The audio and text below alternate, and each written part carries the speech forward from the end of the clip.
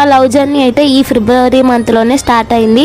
So అలా photos చూసుకుంటా ఉంటే నా వరస్ట్ సిచ్యువేషన్స్ అన్నీ గుర్తొచ్చినాయి. సో అందుకని చెప్పి ఏడుపు వచ్చేసింది.